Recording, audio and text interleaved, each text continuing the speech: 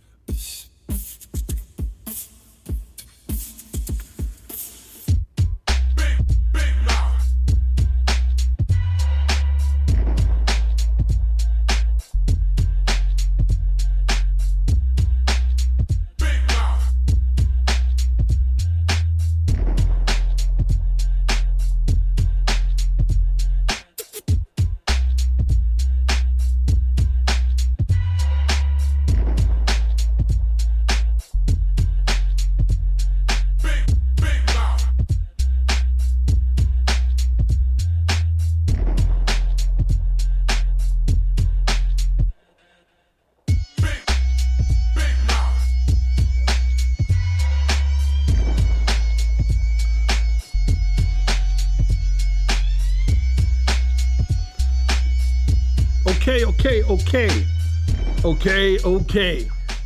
It's been a minute or two. I think the last show was the COVID. I think that's the last time I was up. Boom, here we are.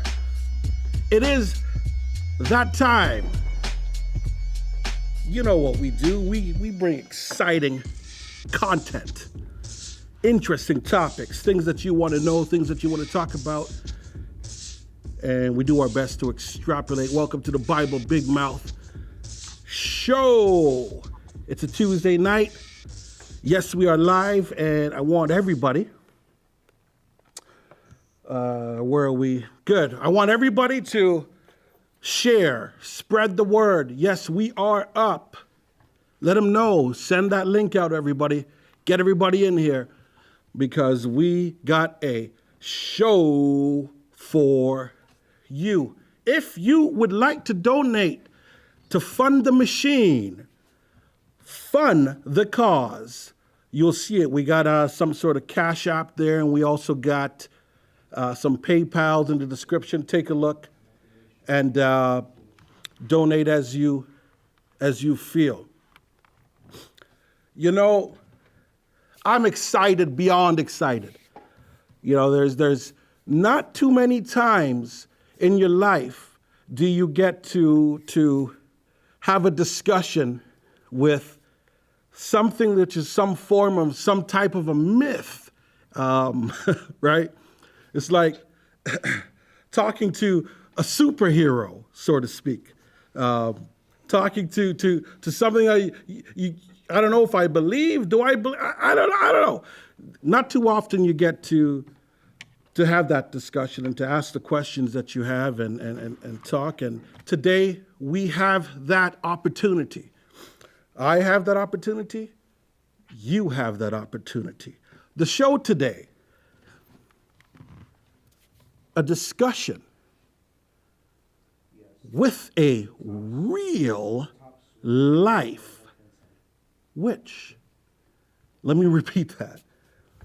A real life witch. Where did this topic come from?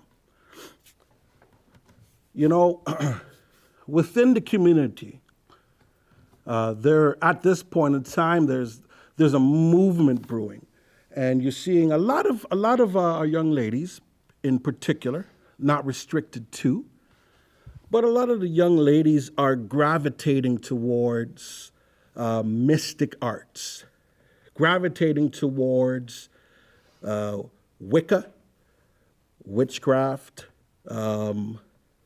spells. I'm just using the terms that I could say, right, to relate. Magic, black magic, all the different terms that you could think of. They're gravitating towards it.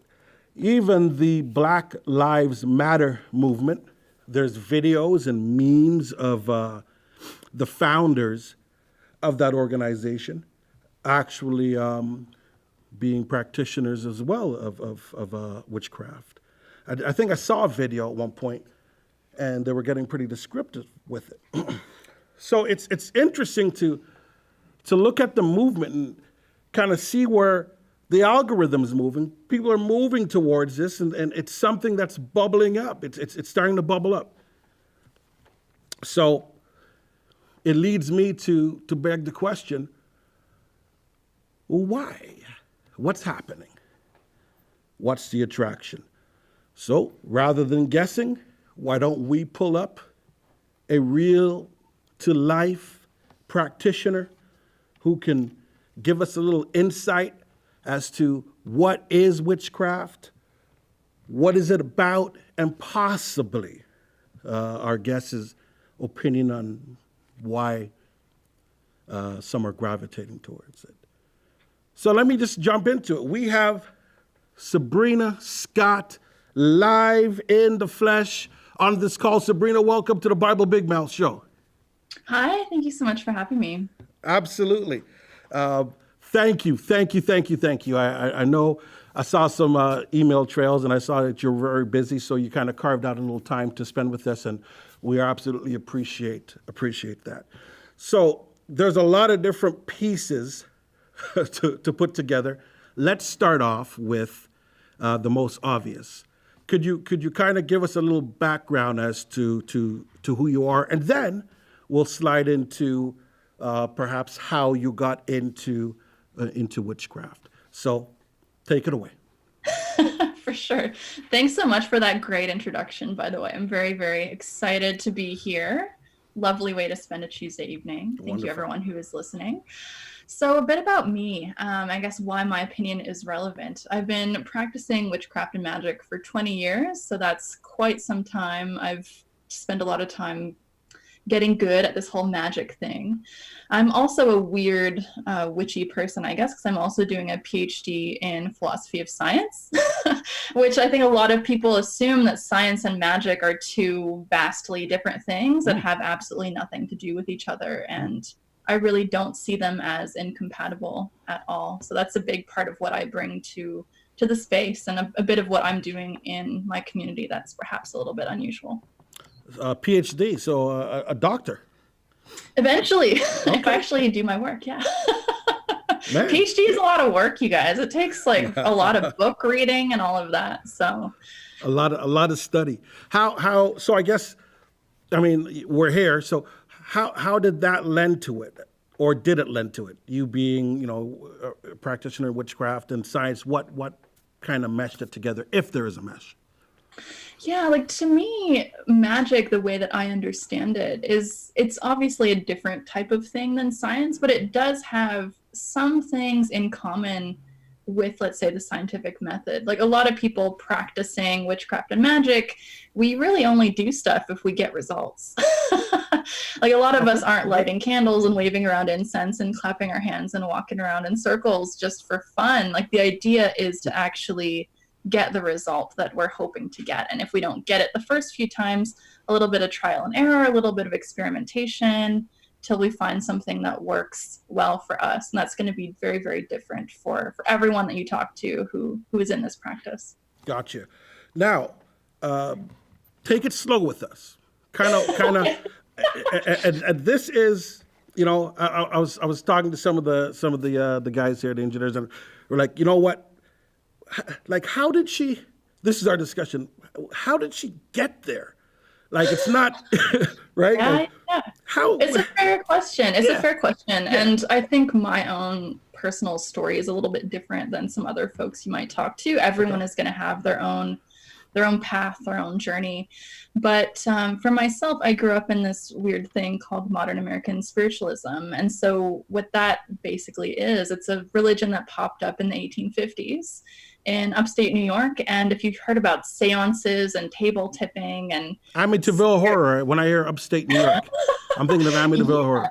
Right? So I actually have never seen that, so I don't know the overlaps. Okay. But if you look at what that was, it's something that considered itself a science, a religion, a philosophy. Yes. And so what they were really interested in was proving, as far as they were phrasing it, the existence of life after death. So they were super interested in talking to spirits, proving that through healing, through message services, through seances, through stuff like that. And so I had the immense privilege of growing up around some of that stuff. And so when you're a kid and you're seeing like tables levitating, like that kind of makes reality look a little bit different. Sorry, but time out. Let's time out for a second here. So, I mean, that's why I said to take it easy, because I know that this is your thing, and you probably said this 100 times, and it's kind of like a matter of fact at this point.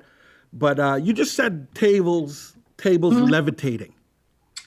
I'm being a bit hyperbolic, but I'm also being very serious. So within spiritualism, there's different ways of, let's say, like proving spirit contact. That's perhaps the word they would use, is proving. So one of those things is physical mediumship. And so what I remember happened when I was a kid is you get a lot of old ladies, mediums, kind of chilling around the table with their hands around the table, singing a song, inviting the spirits to come and hang out. And so as a kid, I remember like creeping underneath the table. And, like, How old were you? I was like 8. 8, okay. And so this table's like enormous, heavy wooden table. And so there's all these like old ladies kind of, hanging around the table. The table is moving around, dancing. And this is like a few 100-pound wood table, like surrounded by generally older women. And so there's no way that anyone was pushing this up, because I climbed underneath the table and took a look for myself, because as a kid I was skeptical, right? Yeah. It's one of those things that you really do have to see it to believe it. Like I probably wouldn't believe it if I hadn't experienced it for myself. So for anyone who's listening and who's skeptical, like, I hear you. I affirm you. It's cool. Like I've been there. I've been there for sure. And so seeing a lot of that stuff growing up, having experiences like that, it leads you to really feel a certain kind of way about what's possible, what is real, the existence of spirits, the existence of magic, stuff like this really doesn't become so far-fetched when you've got enough experiences that look like that. So you're 8 years old, and you're seeing some older folk doing something. They're touching the tables, as you said, and tables start to move around. Are these family members? One of them was for sure, but generally speaking, no. So it's considered a spiritualist church. They call their community a church. Okay. And so it was a bunch of folks who came together in mutual belief, like any other type of church service, really. It just looked a little bit different. Okay. So now 8 years old, you're seeing what you're seeing. Being part of this church organization, obviously there's a whole sort of other things that are taking place that you've witnessed, have been in the atmosphere with. Keep walking us along now. This is 8-year-old Sabrina, and you're becoming a witch or getting into the witchcraft. Lead us to how did you get there? What took place from that point? Yeah, so after I saw a lot of stuff occur of that nature, like once you kind of experience it, you feel it. There's a lot of the aspect of witchcraft is also you have to see it to believe it. You have to feel it to believe it as well. And so I got like an initiation, so to speak, by experiencing a lot of that stuff in person. But I'm also a huge nerd. So as you can see, my bookshelf behind me.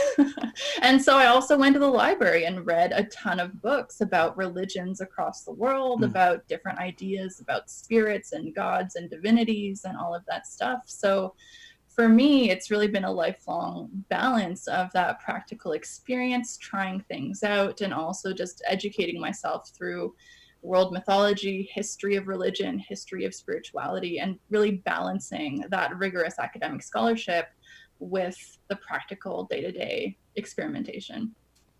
Now, what was the point where you went from educating yourself or being educated into now I am what I am? When did that occur? Oh, geez, good question. I don't know if it was that black and white. You know what I mean? Like, it's as you're going through it as a kid, like I think especially at a young age, like there really isn't as much of a black and white, cut and dry way of looking at it. When you're a kid, you're just kind of experiencing it, you're trying things. Like as a kid, I wasn't so concerned about any labels. I was just more interested in having the experiences I was having, reading as much as I could, checking out with myself, how did I feel? Did I feel safe? Did I feel, good? Did I feel chill? Like, did I believe this or that? Like it was very much that more organic, emergent process rather than I'm going to go be this now. It was kind of just a slow process of self-discovery and experimentation. And then eventually realizing, oh, other people have a word for this and it's fill in the blank, So was this, do you look at this as something that organically took place, or were you influenced because of the organization you were with, and it kind of opened your eyes to some things, and then curiosity caused you to climb the ladder rungs? Good question. So I think for myself, I've always felt connected to the world. I felt connected to the earth, the energies around me. I've been connected to animals, spirits, all this type of thing. And so for me, being able to channel that in this, let's say, spiritual community for a little bit when I was younger was really, really helpful because it gave me the language to describe what I was already experiencing. If that makes sense. I've always been a very sensitive person, and so that was very true when I was younger. So it was nice to have a space where I could just experiment with that and be affirmed in what I was experiencing. So it sounds organic because you're saying words like connected and sensitive. So the connection that you're saying you're feeling, what would that be? How would I know? Let's say that I was connected or somebody was connected. What type of feel? What type of activity? What am I seeing? How do I know that I'm connected to something? Great question. Love this. So I'm actually going to flip it back at you really quick. So a lot of time folks ask me this, like I teach this stuff to students. I've done that for years. And so sometimes I'll get students that will tell me, oh, I've never felt any vibes. I don't know this whole magic thing. I'm interested, but I feel like I'm broken. I feel like I can't connect. And so often what I will then say is, okay, so think back, like, have you ever walked into a room and instantly felt like the worst vibe ever and been like, oh, geez, I need to leave this bar, or I need Absolutely. to Absolutely. Exactly. Right. So I think we've all felt that at least once in our life, or like we've met someone and become instant friends, like just instantly good vibes. And so it's just like a heightened, elevated, more sensitive version of that, as far as I'm concerned. It's like we all have intuition. We all can sense vibes, if you want to call it that. Like that's one way that I'll frame it, just to kind of make it so everyone can understand what I'm talking about. But really, it doesn't have to be that much more complicated than simply noticing the vibes, if that makes sense. So I really do believe that everyone is already doing that all the time. Some of us lean into it a little bit more than others. It comes a little bit more easily to some of us than others. Okay. But I've never asked that to anyone and have had anyone say, no, I've never felt a bad vibe. No one has ever told me they have not felt that at least once. Yeah, I think if you're alive, you have feelings. You know, hey, you know what, something's up. I don't like this, or hey, I do like this, or something is kind of talking to you, so to speak, or telling you something, right? So we initially, the title had words like voodoo, or witchcraft, obeah, juju, so on and so forth. And the reasoning why I had that is I'm using, my own knowledge of things within our community. These are titles of to define witchcraft in whichever different way or different mediums that they are. In our community, it's all one and the same thing. So if somebody says, hey, I do witchcraft, okay, it will be the same in our eyes as somebody that does voodoo, that does obeah or Juju, or all the different names that they're all over. Witchcraft is what you identified with it. So let me ask you, in a real layman terms, for all our viewers, what is witchcraft? We know Hollywood, what Hollywood has done. We know the witches and broomsticks and the follow the yellow brick road and all of that stuff. Give us a real layman terms. This is what witchcraft is. Yeah, this is a great question. And it's something that you'll get a different answer to with every person who practices magic that you'll talk to. Everyone is going to define it a little bit differently. For myself and for our purposes here today, I'll define it as like collaborating with different entities in order to create a change that's in accordance with your will and your intention. And I'm also really glad that you brought up all those other modalities as well. So like obeah, voodoo, like those are very, like to me, from my perspective, I conceive of those as very specific lineages, different types of practices, different type of worldviews. So witchcraft for me tends to come from a more like European type of influence. Okay. So that's kind of more what I draw my influences from. It's a more like English folk magic type of stuff is where I'm drawing my inspiration. That being said, voodoo for sure would be counted as a form of magic, as a form, let's say, of witchcraft. I just wanted to make sure that people don't think I'm speaking for folks who do practice voodoo or Santeria or obeah or anything like that, because for me, that's a type of practice that is so specific to certain cultures, certain regions, and certain lineages of thought. So I just want to make sure that people don't think I'm speaking for everyone. So because it's so specific. There's so many different types of practice. Like, so voodoo is so different from what I do, but we're both practicing magic. So, and that's what I want to kind of dig into, because again, you know, from our lens, you know, you will be able to specify, hey, that's a little different there, and but it's all within the same genre, so to speak. Just as I think you used modulations, I think you used that word. Yes. How is it talked about in your community, if you don't mind the question thrown back at you? Like, what's your experience with hearing about all this stuff? I like that question. Am I allowed to do that? No, absolutely. And so let me take this moment and say, hey, the phone lines are opened up. I'm hoping we get some people who can call in, perhaps give some stories to Sabrina, perhaps even answer that question. Hey, let's say that. Within the community, within the Black community, what is your experience? What do you see? What's the eyesight? What are things that are happening within the realms of voodoo and witchcraft and things like that?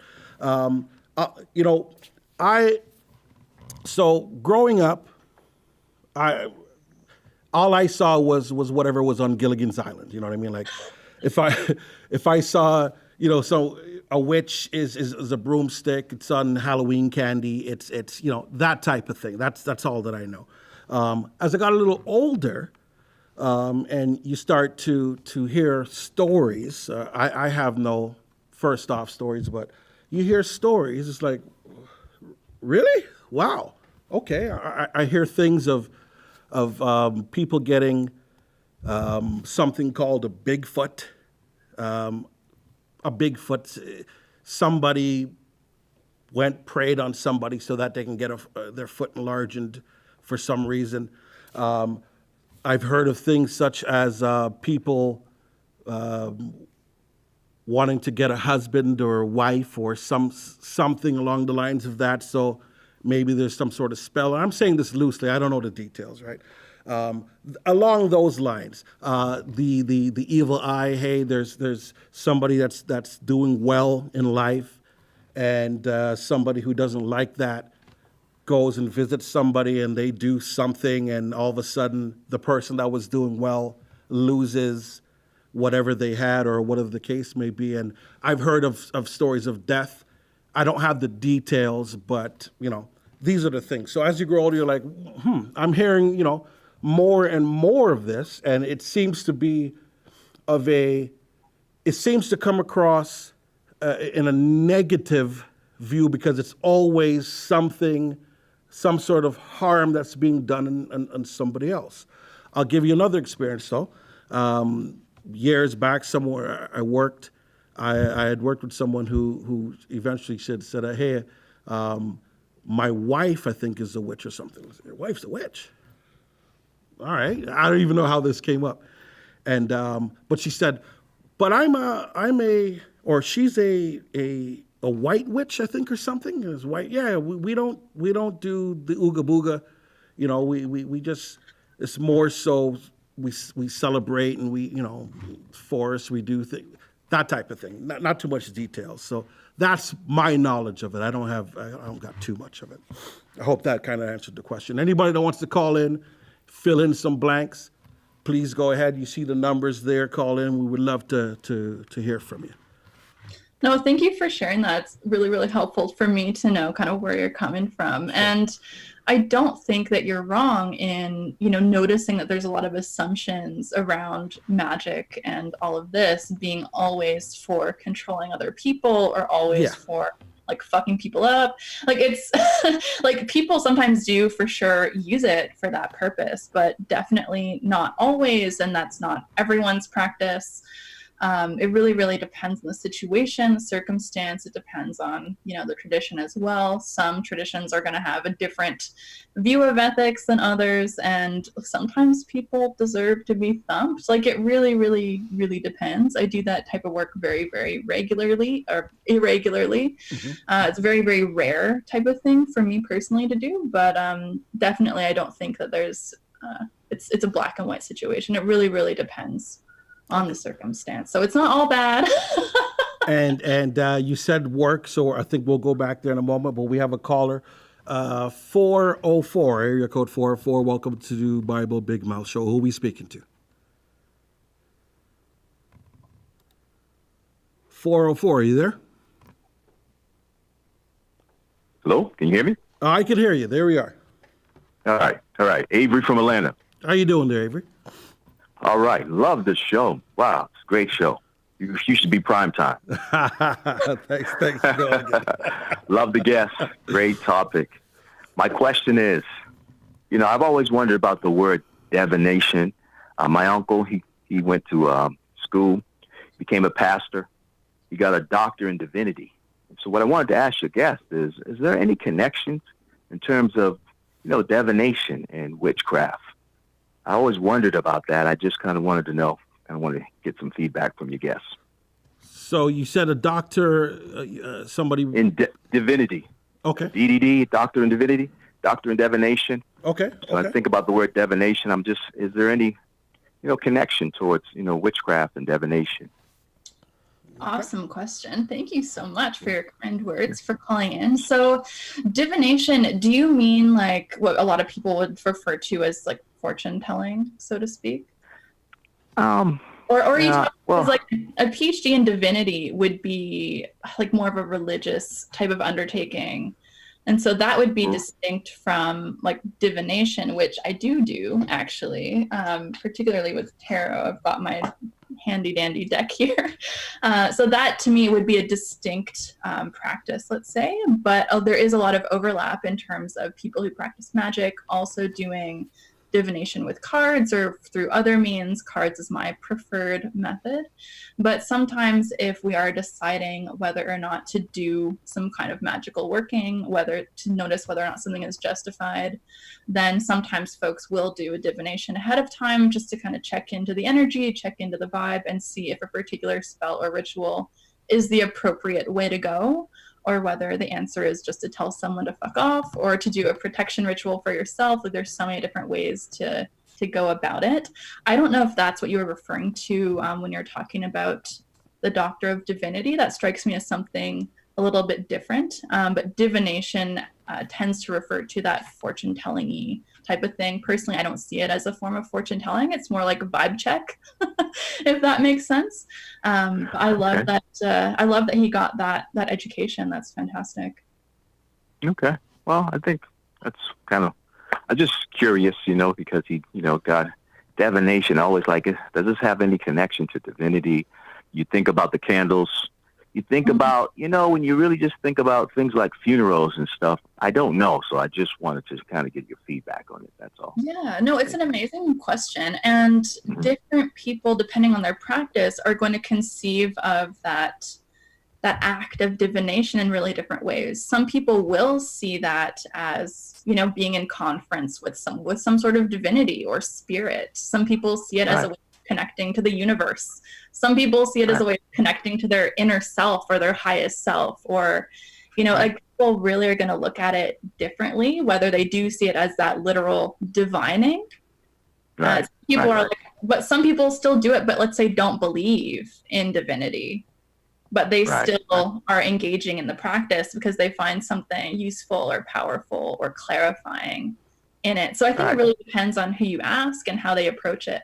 But for many people, that action of divination is a way of conferencing with the divine. Not for everyone, but some people definitely do see it that way.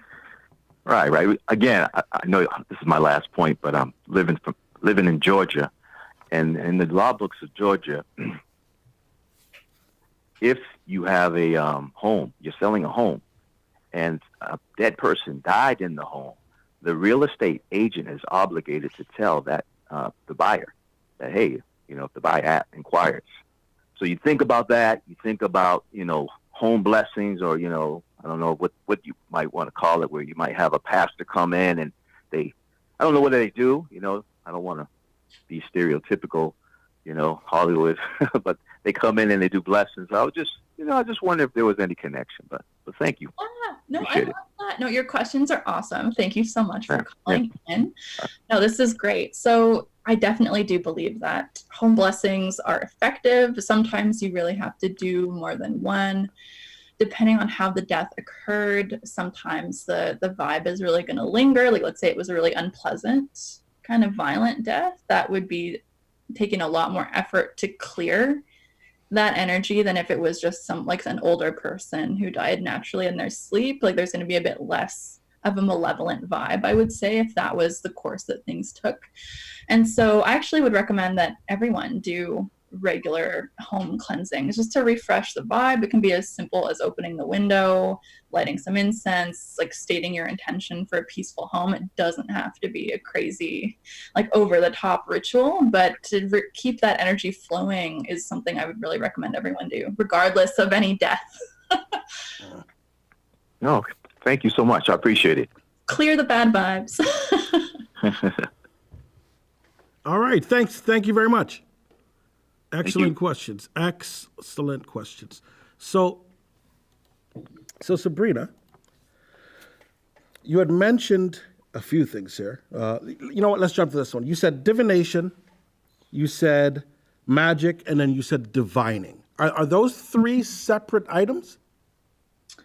Oh man, great question. So I see magic as kind of its own pillar, and then divination and divining would be another one. So divination, a lot of people see it really, really differently. And there is this Hollywood stereotype of there is. Oh, yes, there is. Telling. Oh, yes, there is. Right. And so that is not really how I see it. As I said before, I do see it as more of a vibe check.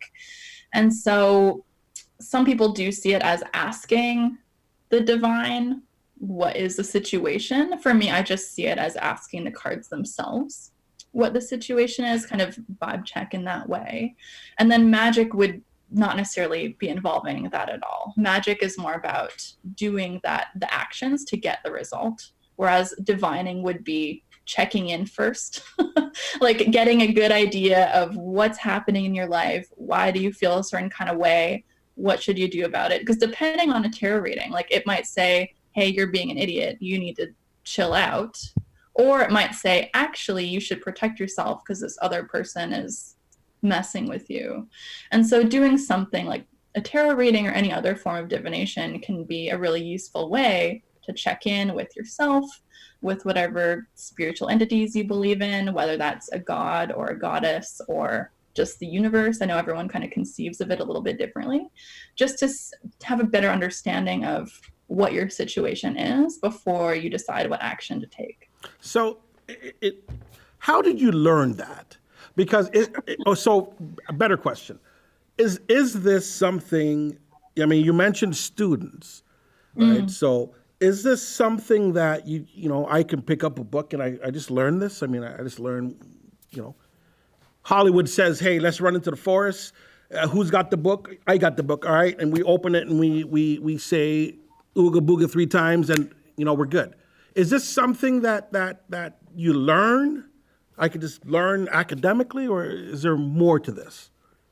Yeah, a lot of people do try to learn it academically, to be honest. Obviously, I've also done that with my giant library of books behind me. But it's funny, like when it comes to tarot, I actually suggest to my students throw all their books like underneath the bed or put them in the closet. And because I find that sometimes books can be a bit of a crutch when we are learning about noticing vibes, noticing energy, noticing how to read what's in the card, noticing how to just feel into whatever energy is around us. And so like you can learn a lot of it from books. Obviously, I believe in that. I believe books are great, but at the same time, at some point you got to put the book down and actually try it out and take those risks to do that trial and error. The problem is that oftentimes when people are newer to the practice, they don't know how to keep themselves safe. So the way I often will explain it is like a lot of us, let's say, have poisonous substances in our homes. Like, I don't know, I have like leftover paint behind me. I'm an artist, so I've got paint. I've got other weird chemicals like to make art. But I know that I'm not supposed to drink that. I've known that since I'm a kid. Don't eat paint. It's a bad scene. Don't do it. It's obvious, right? You don't really even need to explain it to anybody. But most of us didn't grow up with spiritual skills and that kind of spiritual safety. So a lot of people don't know from the get-go how to keep themselves protected, how to guard against any nasty bits. And people don't know the spiritual equivalent often of, you know, don't eat paint.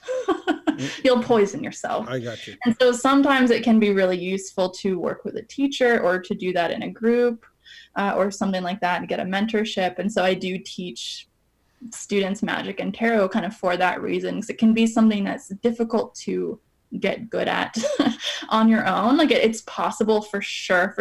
I did it myself. But it does take a lot of years, a lot of energy, a lot of trial and error, and a lot of explosions, like figuratively. I got you. A lot of mad scientists, beakers and things exploding and stuff. So I got a lot of questions that just piled up here.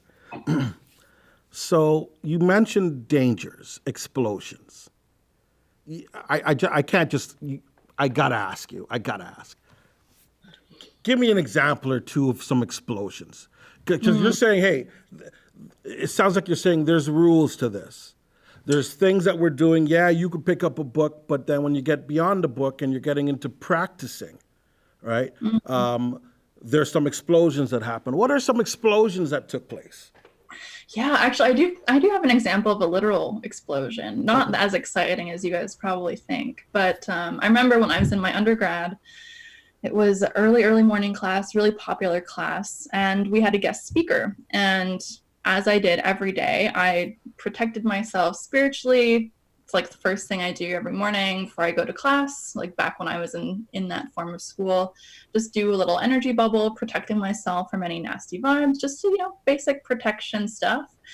And this guest speaker was talking about a lot of really tough topics, like a lot of trauma, like a lot of really important things to be speaking about, but also this person just came with a lot of vibes, shall we say.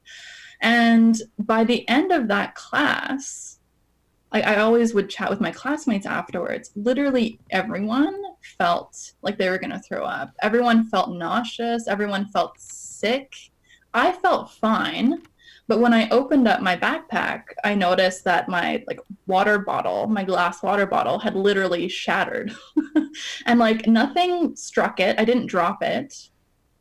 Like nothing, there was no real like reason for this water bottle to have shattered into a ton of pieces in my backpack. Like there's no reason. What happened? So my explanation of this is I forgot to shield my backpack. I protected myself, but I did not protect my bag. And so that energy that speaker brought into the space, like that was what was going around. That's why everyone else felt sick. I felt totally fine, but that energy still fucked up my bag, broke my water bottle to smithereens. And so that was a really important lesson to me, to not just shield my own body, but also to shield my belongings, my stuff, my home as well. And so like to me that was really, really interesting, because like literally I talked with the whole class and they all felt really like spiritually sick after that. Something took place. There was some vibe going on. Right before we get the next caller, so the whoever brought the bad vibe, is that something that's intentional? I mean, it sounded like there's a guest speaker coming into the class, or was it just some other student or something that was there? That's a good question. So my interpretation of the situation, I could be wrong, but I doubt it. So my own interpretation of the situation is that guest speaker, since they were talking about a lot of topics that were really heavy and difficult for them, like they were very courageously sharing some of their experiences of trauma. So like I honor that. That's a really courageous thing to do. At the same time, I don't think they were aware about, controlling their own energy. So I think sometimes it's intentional and sometimes it really isn't. Like sometimes people just don't have a good understanding of how to rein themselves in and the effect that their own energy can have on other people. Sometimes people just don't know how to navigate that. And so I think like it can be either. In this case, I don't think she had any negative intention at all, but it did have an impact energetically on everyone else in the room. So that, like, to me, that was a really, really interesting, like small but interesting experience that shows a little bit of what I'm talking about. You see, when I was doing my research on you, just to make sure. No, I didn't. I mean, I didn't go that deep. I just wanted to make sure that we had somebody who could speak on the topic, right? And these little details that you're mentioning, right? When I heard here and there, is what made me say, this is a real deal. This is real deal because your explanation is in depth. It's not a shallow explanation. You're talking about energy and perhaps the guest speaker didn't know how to channel their own energy, and because of the heavy topic they're talking, it just kind of, the floodgates came out and it just impacted everybody in a negative way. But you're saying that it wasn't perhaps intentionally done. So that's why I say that type of insight is different from the Hollywood witch on Gilligan's Island, right? Or the one walking with the divining stick looking for water in the desert. I didn't even know there was a witch on Gilligan's Island. Is there? I saw there's a couple episodes I saw something, and I saw maybe it wasn't a witch. I'm thinking of a giant spider, and I remember them walking around with a divining rod looking for water. So maybe a long time ago. Maybe that's what I'm thinking. I'm gonna have to take a look at that. Area code 210. You are live. Who are we speaking to? Felicia from Texas. Felicia from Texas. Excellent. Thank you for calling. You have a question or comment for our guest, Sabrina. Yes, I have a question. Sure. For Sabrina. When you say vibes, do you mean spirits, and are these the dead? I think that can be a part of it, for sure. Not always. It depends. Like for me, everything has like energy. Like my phone has energy. My water bottle has energy. I have energy. My favorite necklace has energy. My favorite sweater. And there's also potentially spirits hanging out as well. So a big part of what I teach and what I feel is kind of important to do is to be able to distinguish between like what's a spirit and what is just like a vibe or an energy of an object or a space. Does that make sense? Yes, but when you're doing your I guess I would say science or anything that has to do with the ushering in a spirit, and you're saying, how do you know if what they're telling you is a lie or the truth, or if it's something evil or something good or any of that? And once you've loosed it, what power do you have to shut that door? Awesome. Maybe they're following you around, maybe because you're talking to them, and you got a whole little posse. Yeah, totally. I love this question. That's an awesome That's question. a good And you know question. what? It's a valid concern. It's a valid concern. And to me, this is lumped in a little bit with, like what is a spiritual equivalent of don't eat paint? Like there's also a spiritual equivalent of don't talk to strangers. Like if a spirit is doing something that's kind of weird, like maybe you should tell them to fuck off or whatever. And like there's different ways to do that.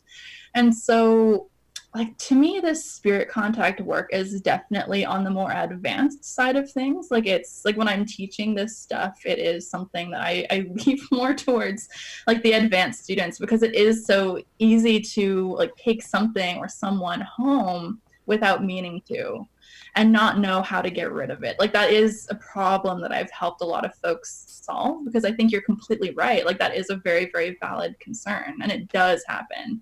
And so for me, that's where the protective work comes in. Having really good energetic boundaries, having protective shielding around yourself at all times. And, if you've got a relationship with any kind of divinity, whether you conceive of that as God or as the goddess or an angel or a saint or whatever that looks like for you, if you can trust that being to help you protect yourself, can be a really, really good place to start. So I was explaining this to some of my students earlier today, actually, about the importance of having some of those beings that you can trust help work as like a bouncer. Like a bouncer at a club, like you don't let the sketchy people in. And so same thing with working with spirits, in my opinion. This is just my own, I can only speak for myself here and from my own experience. But the way that I work, I make sure that I've got those boundaries like put up at all times so that nothing nasty can come in. And if that barrier is breached and something nasty does come in, I've been around long enough that I know how to deal with it and protect myself. And so that is, you're completely right though, like that does for sure happen, and it is something that I've helped people deal with, and it is going to look a little bit different for every person depending on the situation, depending on how that spirit is expressing itself, like how persistent it is, like, because you're right, like it is a very real concern. Okay. And my second question is, nothing is free. So when you're asking these spirits for things or to do things or even for knowledge or something of that sort, what is the cost? What do you have to give to get? Awesome question. I love this question. So I love this. That's a good question. It's amazing. I love this question. So personally, like I always want to give more than I ask for. And so I see it as like any friendship, right? I don't want to be that friend that only calls someone when I want something. What do they usually want? Well, it depends on who you're working with. It depends on what spirit you're working with. So for me, in my own framework, in my own practice, it's often simple things like food, water, incense, candles, stuff like this to kind of consume, right? So for people working in different types of practices, that might look a little bit different. But for me, that is what I tend to offer. So I will cook for my spirits. I will burn incense, burn candles. I'll get statues of certain saints that I work with. And I prefer to work with spirits and beings for whom that is good enough. Look, with lots of different traditions, maybe spirits have appetite for something different. Every practice is a little bit different, but for me, that's my comfort level. I just want to cook and give candles and stuff. And ask for that help in a ritual every now and then, but I definitely leave out way more offerings just kind of for no good reason. I kind of conceive of it as buying a present for my friend, not for any particular occasion, just because I appreciate them and was thinking about them and saw something that they might like at the store. I see working with spirits in very much the same way. I don't see it as a form of bribery or anything like that. For me, it's more about having a mutual relationship. And that's not going to be the case for everybody, but that's how I see it in my own practice.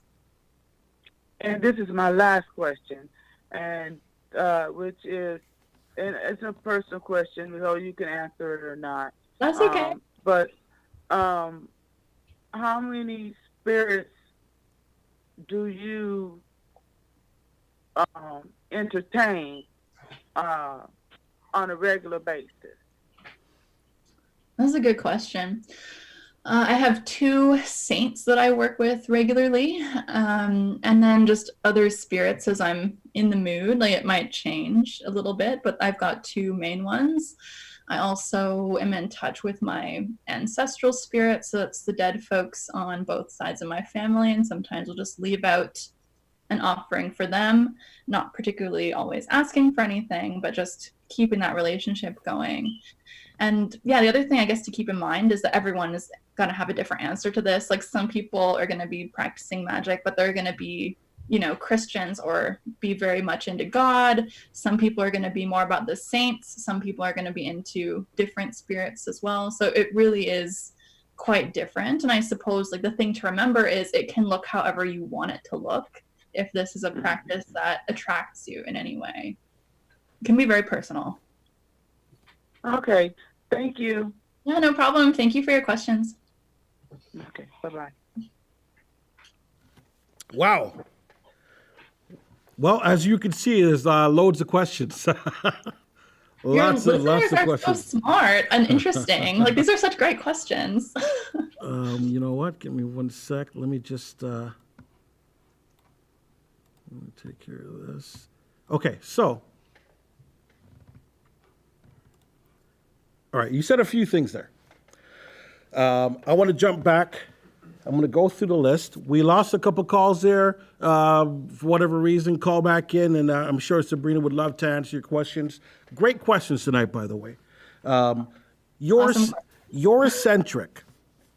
What's the difference between, because you said that when it comes, you practice a Eurocentric type of persuasion. What's the difference between a Eurocentric type of witchcraft and you mentioned Santeria? What would be the difference there? Oh, man. Yeah. So I'm not the best person to answer this since I'm not an initiate of Santeria, but I can speak to it a little bit. So, oh, man. So some of those practices are going to be initiation based. There's going to be a lineage where you have to be initiated by a particular group of people in order to practice. Even the same thing though too is people within the community apparently also have very different ideas about whether or not initiation is necessary. So for instance, this is maybe a little bit personal, but my partner is from Trinidad and he was telling me some stories about growing up around his family practicing voodoo. And I was like, oh man, I wish your grandma was still chilling so that she could teach me because that'd be awesome. And he basically was like, yeah, she would totally have done that if she was still here. At the same time, I've heard other folks who practice voodoo who are like, no, this is a very closed practice and we don't want anyone who is not an initiate in our lineage to be practicing voodoo. Gotcha. So I think it's also important to just realize that within the community, there's so many different perspectives. There really is no one size fits all. The beings that are worked with are also very different. So the spirits that I work with are going to be very different from the spirits and divinities and entities that someone who is practicing Santeria is going to be practicing. The way of relating to the spirits, like the different initiations, the different clothing, the different jewelry, the language, the songs within certain forms of practice, like let's say Santeria or some of the African diasporic or African traditional religions, it's going to be a very specific thing. A lot of people feel like it's not something you can just pick up off the shelf and just do it. Like it is very specific from what I have read and understand. At the same time, please don't take my word for it. Do your research. I've read a lot of books from folks who practice those religions, but it's not the same as actually having the experience of an initiate, which I don't have. So the spirits are different. The form of practice is very different. The ritual structure is often very different. It's just all very, very different. Very different ways of relating to this funny thing called magic. Does that make sense? Like, it's just very, very drastically different ways of practicing. Some people are initiated, let's say, and practice lots of different ones at the same time. Like, it really, really varies. Like, I do know some folks who are initiated in different African diasporic practices who also practice Western styles of magic. So it's definitely not a one size fits all, and you definitely don't have to pick one or the other. But for me, connecting with my heritage and my background, I did get attracted to a more like European folk magic, like coming from the land type of style of doing things. Thank you for that. It's a very, very long explanation just to say that it's different. There's a lot of different practices, and it really is not a one size fits all. And this is, you know, part of the reason. I mean, like I said, the point of this is, you know, looking and I'm seeing a movement being created, a movement's happening. Something happened, something triggered that right now eyes are looking at witchcraft. And the movement is growing, especially in the colleges. It's starting to grow. So, you know, it's like, hey, let's take a look. I don't know much about it. So let's take a look and see what this attraction is. We have a caller, 646. You are on the air. Who are we speaking to? Hello. This is Diana. Hi, Diana. I'm calling just because I have a few questions, and I don't want to sound rude or anything, but I'm genuinely curious, and I want to know, you know, because I follow a certain thing, and that's okay. Everyone follows different things, but I want to know exactly what she means by certain energies. She said that her necklace has an energy. You know, everybody has energy. I know that, but like things that don't have life, she's saying that it has energy. And in my perception, I feel like that's idolatry. I could be wrong, but in my perception, I feel like idolizing things that doesn't have life is a sense of idolatry. And how could it have an energy? How could that have an energy if we get our energy from one source? So I'm just curious as to what she means by a necklace, something that doesn't have a life. How can that have energy? I'm curious to know how does she give that energy? Interesting question. So I have so much to say to this. So when you say idolatry, I would love some clarification on what you mean by that. So idolatry is anything that you give that energy where, you know, you're saying that something you're giving that power to something that doesn't have power. Like in my opinion, if I gave my favorite watch this energy where it's everything, it's energy, it's idolizing it. So how can something without a life form or without any form at all, any life or anything that's in it, how can it possibly have energy? So that's why I'm saying that you're idolizing something that doesn't have a life form. It doesn't have, well, you can idolize something that also has a life form, but I'm just saying idolatry to me is something that you are giving the power that doesn't have power, if that makes sense, if I'm making any sense. So a necklace, in your words, you said, my favorite necklace has energy. And I really wanted you to elaborate on that because in my opinion, it doesn't have energy. You're giving it energy by saying it has energy. Yeah, okay, I understand what you're saying. So within my own worldview, and I think it's really important here to just take a moment to acknowledge that everyone has a different worldview and everyone has got a different way of relating to this thing called existence. And so for myself, like my perspective is that some folks just choose not to notice the energy that is always in everything. And so if it's helpful for me to frame my perspective, I'm an animist. So that means that I believe everything has energy. And whether that is alive in the way that humans understand it or not, to me is ultimately irrelevant. And this is something that's backed up by science. Like everything has energy. Everything is made up of energy. Like I don't think we can really deny that if we look to, let's say, physics to help us understand the world. That being said, I do think that folks are free to believe whatever they wish. Like I think there's room for all of us and all of our different spiritual and religious expressions of self. I think that's totally cool. But for me, like it's just about noticing the energy that everything kind of has. And actually, I talk about this a lot in the book that I wrote about how, like, why this is actually important. So for me, like this connection of everything that exists as having energy is really important because it changes how we approach ethics.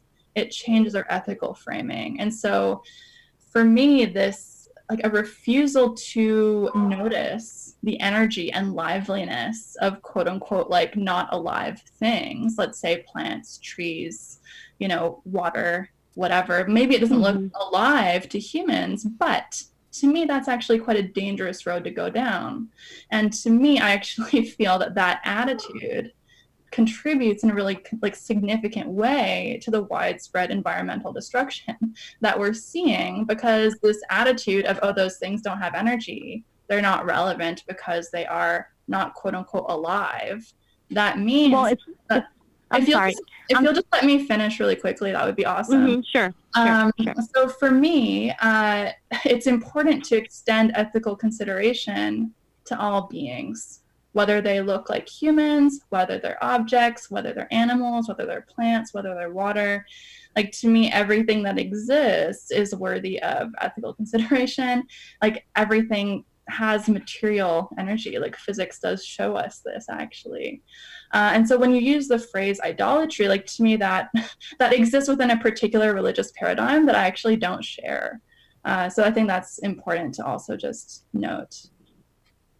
Okay. Can I speak now? Of course, yeah.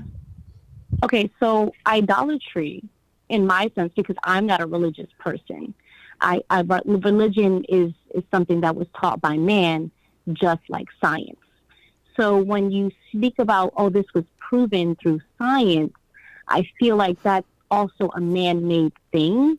And I don't know, we do have different views, and that's okay. I'm not trying to attack you, or like I said in the very beginning, I don't mean to be rude or sound harsh or anything like that, but I come from more of a solid background where, we have at least one source. We're coming from one source, and we don't really rely on science, because a man can make science. A man can say, this is science, this is what it is, and it's because of science. A scientist can say anything, say it's science, and then people believe it. But what I'm saying is, what you mentioned, something about having an attitude of, well, this doesn't have life, and that's, part of destruction. I don't agree, because biblically, and again, biblically, from me, biblically is not I'm not coming from a religious background. Just because you believe in the Bible doesn't mean you're religious. That's one. Two, biblically, it proves that putting life or energy into an object is idolatry, and that is not okay. So I think you mentioned something about a Christian and Christians, believing in that, and I don't really agree with those things because it's proven that that's false. So so what do you mean by it's proven? Just because it's written in the Bible, it's proven? Absolutely. I can't agree with that. I can't agree with that. And what do you have to back that? What do you have to prove that that's false? I'm curious. I want to know, what would you say it's just just what you think? My own experience, my dear. So yeah, like I don't really, like, I think the Bible is a great fun book. Like, sure, we can grab some interesting stuff from it. I'm not someone who is going to take the Bible as proof of anything. Okay, can I ask you, did you ever read the Bible? I've read some of it, but it's not my paradigm. Like, it really isn't. Mm-hmm. Like, it really, really isn't. I'm not a Christian. I don't believe the Bible is a fact, and if that means that you want to write off everything I'm saying, you're more than welcome to do that. No, I'm curious as to why would you write off the Bible and say, so Diane, I think your name was Diana, I think it was. I don't want to turn it into a debate. But my thing is, does she believe that the Bible, when the Bible says, "Thou shall not suffer a witch to live," does she believe in that? That's actually a commandment. That's a commandment in the Bible. So that's actually a commandment in the Bible, to thou shalt not suffer a witch to live. Respect. So I can understand why you would write off the Bible, because it doesn't back up anything that you do at all. It doesn't agree with anything that you do. The Bible actually goes against people like you. Which is fine. I honestly don't care. So then you don't care about the Most High. You don't care about the high. So that we can continue. Thank you for calling in. I don't want to turn this into. I don't want to turn this into something different. I mean, clearly, a person who says that they're a witch has different practices from the Bible. So you know what? Actually, I want to just add on to that, because there are a lot of Christian witches in the world. That is actually a thing. So let me jump there. Let me jump there. I had a slew of questions here, and I want to get there. Before we get there, let me kind of take the steps. The first step I want to take is, Sabrina, do you see dead people? When I feel like it. It's something you can turn on and off, and anyone can learn how to do it. Okay. So just so I could be clear, you have the ability to see a dead person if you feel or not, but you do have the ability to see it at some point. Sure, yeah. Okay, good. You had mentioned, and I found this interesting, you had mentioned God, saints. You said you have you identify two as saints. Can you explain what that means? In that realm, what is a saint? You guys know what a saint is. You don't need to troll me by asking that. Come on. No. Because there is an explanation, biblically, religiously, whatever. But in terms of how you see it, how do you deem what a saint is? Just as anyone else would conceive of a saint, it's a fancy spirit, would be my somewhat belligerent way of explaining what that means. And the thing I think that's important to remember is everyone is going to look at this really, really differently. I don't identify as Christian. I have no problem with Christians. I know a lot of Christian folks who practice magic. A lot. And then, if we want to boil it down, what is prayer but a form of magic? We could go there. But to me, a saint, the way that I look at what a saint is, will probably be very different than the way that someone who is maybe a devout Catholic might look at what a saint is. Yeah, that's why I was asking what. Within my worldview, that's cool. We can all have a different idea of what that is. Okay. Clearly, our previous caller felt a little bit differently to that, which I fully respect. It's not my own view. Yeah, that's fine. Everybody has an opinion. That's fine, and they're welcome to call in. You know, that's fine. So now you went into to Christian. Can a practicing witch also be a practicing Christian? In my opinion, yeah, honestly. And like some of the most epic magic stores I've been to have been Christian magic stores. Talk to please. Believe it or not. Please. I don't know if there's anyone listening in from Chicago, but there is a really awesome like Greek Orthodox candle store in Chicago that is awesome. Like I stumbled upon it just by accident, and there was tons of statues, candles that they made in-house. They had everything blessed. You know, they were doing what I would consider like the full magic spectrum. The whole gambit, the entire gambit. They were doing the whole thing. And, you know, I talked to the ladies in there. They're super, super Christian, but like I could recognize 100% what they were doing. Like I wouldn't necessarily use the word witch in their presence, but we would understand each other in terms of the mechanics of what was going on. So, they would just call it prayer.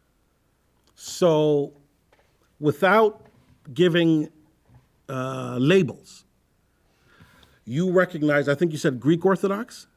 Mm-hmm. Okay, so you recognize it to be similar in practice in terms of what they were doing. Mm-hmm. Yeah. That is very interesting. I bought so much stuff. Very interesting. I would love to go back. And it's like, we might not believe the same thing. Like I might not believe the same thing that they do. Sure. But to me, it doesn't necessarily matter. Like we still had some common ground on how, like the tools that we use, how we conceive of those tools to work. So what was the difference? What's the difference? Yeah. For them, they seemed a lot more interested in God and more explicitly Christian understandings of what they were doing. But ultimately, like to me, there was like quite a big deal of overlap, and we were able to have quite a straightforward conversation with each other about what each candle that they were selling would do, the process for making the candle, how to bless it, how to do this, how to do that. Like we were on the same page. That is so interesting. That is so interesting. I think so. That's why I think it's not quite so cut and dry. Like when some folks, and I don't want to speak for everybody, sure, but when some people will say witchcraft is incompatible with Christianity, or all Christians think witchcraft is evil, that's actually factually incorrect. And it just is, you know, like different people are going to have very, very different interpretations of all of this stuff and different ways of relating to it. You had mentioned students. Do you have any students that are practicing Christians? Oh, actually, this is quite interesting. Yeah. So one of my students in particular recently practices Buddhism, also as a Catholic, and is also interested in witchcraft. And there's quite a few students who do come from a Christian background or do come from a Catholic background and are interested in how to mix these things in a way that feels good to them, that still honors that tradition that maybe they grew up in, but is also expansive to, you know, welcome in these new practices that they're getting some interest in. It's like if you look at, let's say, Catholic Church, it's pretty witchy in there. You got statues everywhere, you got candles, you got some incense. Well, it seems similar to you said Greek Orthodox. So the Catholic and the Greek Orthodox, I don't think there's a vast difference, maybe language, but not a vast difference in what they do. So yeah, I could see that. I mean, I see some documentaries with Haitian voodoo when they pop up, you know, in the algorithm, and you see it, and it you know, you see a lot of the Catholic idols and statues, and you see crosses. Let me ask you that. Let me ask you that. So in the movies, a crucifix chases vampires, and you know, it chases things. In your realm, in your world, what is a cross, or what does a cross do? What does it mean to you? It's a symbol. Like, it doesn't really have a particular meaning to me, to be honest with you. It's like I did not grow up Christian. It's just, it's not really my thing. I do have some in my home because I think they're beautiful works of art, and I got them when I was traveling at like really, really cool old 1,000-year-old churches. Like, I do have like holy water from a church somewhere far. Like, I do. It's in my fridge. You know, like, I do have that stuff because I see the power in it. And like, sometimes the holy water from the 1,000-year-old church is going to be way more potent than something you get at the New Age store. Sabrina, like, it just is a thing. You're blowing my mind here, Sabrina. You're blowing my mind. It's not so black and white as people think it is. Apparently so. So you have some crosses, and the crosses don't impede upon whatever it is that you have to do. It doesn't impede. No. You have holy water from churches 1,000 years ago and so on, and that doesn't. Do you use some of that water in things that you do? I have, yeah, for sure. I keep it for special occasions. And it works. Of course. It's very potent stuff. Have you got holy water from somewhere? No. So if you want to talk about feeling vibes, yeah, like some intense vibes. For sure, some intense vibes. Really? Holy water. It depending on the church, yeah. Like, I love going to churches. It's beautiful places of magic as far as I'm concerned. This is interesting. Wow. Enlightening, completely enlightening. Completely enlightening. So this kind of rolls right into I guess where I wanted to go. Well, you know what? Before we go there, God, the concept of God within your realm. You know, you mentioned Buddhist. There's different gods across the globe, different things. God. Christians have a God. There's gods. There's a God in the Bible, et cetera, et cetera. What is the concept of God to you? To me personally? Within witchcraft, I guess, or within your realm, how it works, because you've clearly said that it's different. So yeah, it really it depends who you ask, to be honest. Okay. Like, I do know some people who practice witchcraft and will petition God for things. 100%, it happens for sure. Yeah. For me, this is going to offend people for sure, but whatever. I just see God as a big fancy spirit. Like, that's how I conceive of that. Like, that might be offensive to folks, like, if they're really intense about the Bible in a really literalist way. Mm-hmm. But, you know, for me, the way I see things, I think there's room for everyone's relationship to that. Like, maybe what some people call God, maybe I relate to that in a different way. I don't know. Like, maybe we're just all putting different labels on the same color crayon. Who knows? Like, it's one of those things. But for me, it's just a fancy spirit. Well, you know, the show is just that. It's opinions. It's everybody's views. I'm not here to sell my view on anything. I don't actually even speak about my views ever on the shows.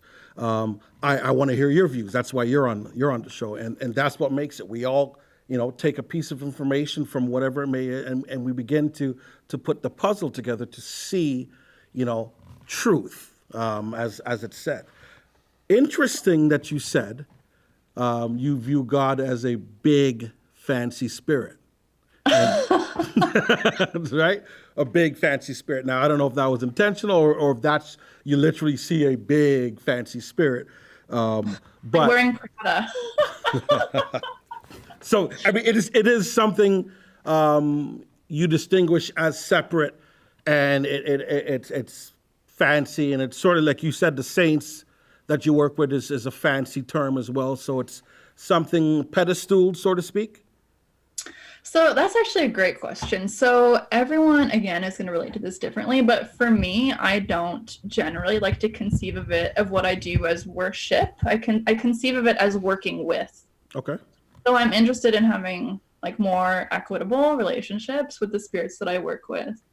For other people, they are more interested in having that worship type of experience, like where they're bowing to things and acknowledging their insignificance and smallness and petitioning what they conceive of as like a higher power to help them do something. For me, I prefer a bit more of an egalitarian type of vibe. That's just my own preference. Everyone is going to do it a bit differently, but that has worked for me up until this point. So, got you. Yeah. Now, a couple more questions.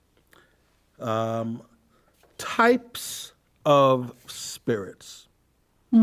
Are there different types of spirits? Yes. Yeah, I would say for sure. Someone asked about dead people, and I think it's perhaps useful to break that down a little bit. Okay, let's go. Yeah. Like there's kind of like the old school ancestral spirits from, like lineages and lineages ago that might not feel as close to us, or like their names we might not know what their names are, but we can still kind of feel like that ancestral support behind us, perhaps. Like that would be one form of like ancestral spirit. Perhaps the recently departed, we're going to know their names probably. They might feel a bit closer to us. They might have more distinct personalities. So there's going to be a lot of different ways in my mind to work with and acknowledge all of these different types of energies. The other thing to keep in mind is, spirits, just like people, sometimes don't have very good advice. Like, dead Uncle Bob, like in life, if he gave you really shitty advice, he probably will also give you bad advice. Once he's passed over. You know what I mean? Like personalities don't drastically change that much. Okay. From like past death, like unless some significant spiritual work has kind of been done. But I find that sometimes takes some time. Is there a difference between Uncle Bob and the old school ancient that you spoke about? Yeah, so I find Uncle Bob, to use that as an example, often has a little bit more opinions, might be less, we could say, like enlightened. I hate to use that type of word, but just for the sake of easy conversation, easy description. Like the more old school spirits have been around longer, they've had more time to learn some stuff, they've observed a lot of things. And so if you're going to be taking some advice and guidance, like it might be more useful to ask those particular spirits, just because of that longevity. The wisdom is going to be perhaps more significant than Uncle Bob, who died last week from falling off a house or whatever. Like he's probably still dealing with that. Like his spirit is probably freaked out, maybe scared, maybe there's some unresolved stuff there. So he might not be the best person to ask for advice on whatever it is, because he's probably still having a bit of a time dealing with that passing. And the ancients, are they also passed on spirits? I would say generally yes. Generally I would say yes. And those that are not, where do they come from? So, oh man, there's so many different technical answers to this. I don't want to get too technical. I don't want to lose people here. But give it to us layman. But it really depends, right? So there's going to be like the human beings that have passed. There's also perhaps like other energies that have been hanging out in your family line, certain saints perhaps, or divinities that you might have had a relationship with, maybe even certain animals. There's lots of different stuff that can be going on there. So it really is quite a vast spiritual landscape of different beings to hang out with, if that's something that you're interested in. Got you. The concept of heaven, hell, how does that translate? Yeah, so that is not within my personal paradigm. Okay. Probably comes as absolutely no surprise to anybody. But heaven and hell is not something that I believe in at all. It's just, it never really made sense to me. I didn't grow up with that. I find it confusing. I just find it confusing. It's just really not my experience, especially since I did grow up in spiritualism. I did grow up with mediumship being very normal and a very boring, typical, mundane part of life. And so, if you're chilling with these dead people that are hanging out, like, and they're not in quote unquote hell, you know what I mean? Like there's a kind of disproving thing that happens with that, at least for me. Maybe other people feel differently about that, but that's where I'm at with it. Like it's never entered into my mind even for a minute that this heaven hell thing would be Gotcha. An accurate description of reality. Again, that's just my perspective. Yeah. I mean, you got to say what it is that you see, right? Reincarnation, Sabrina. Reincarnation. Let's go there. Let's go there. You're going on. You're like doing all the heavy hitters, man. Like all the big, like controversial topics that everyone's gonna be grumpy at me about. No, I mean it's get more grumpy people on the phone. Hey, let me tell you. I mean, we go to the barbershop or we hang out or barbecues or whatever, have discussions wherever, and these topics come up every now and then. And everybody is a know-it-all and know nothing. You know what I mean? Like everybody has their own thing. So the more you listen, you know, and you start to pick things and you see, wait a second, you know, let's take that information. Let's not take that information. We have somebody here who you know, says they see spirits and turn it on and off.